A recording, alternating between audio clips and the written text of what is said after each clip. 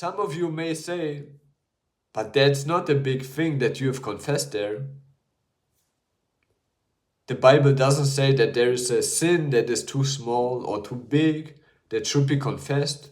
And especially, I believe everybody of us should bring his sins before the Lord, should confess the sins before the Lord, bring the sins to the light so we can receive healing and we can receive the freedom that God has already prepared for us, and also the forgiveness that's already there because Jesus died on the cross.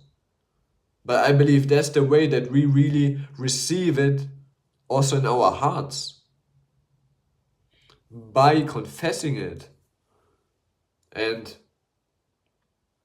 I also believe that's something important because we understand and recognize when we confess that we are not perfect, and that everybody of us needs God every day.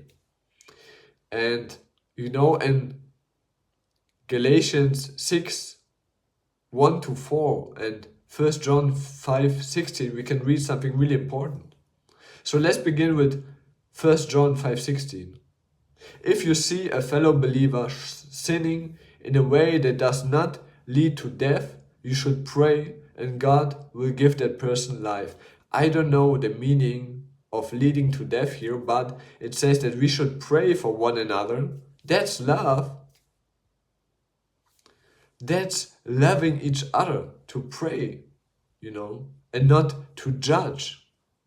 And in Galatians 6, 1-4, we can read, "Dear brothers and sisters, if another believer is overcome by sin, you who are godly should gently and humbly help this person back up onto the right path.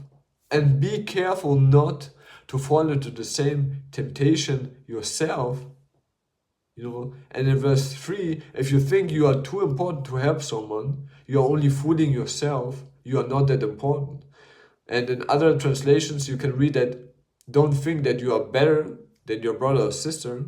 It's not about judging each other, but it's about helping each other up and loving each other in this way that we help and pray.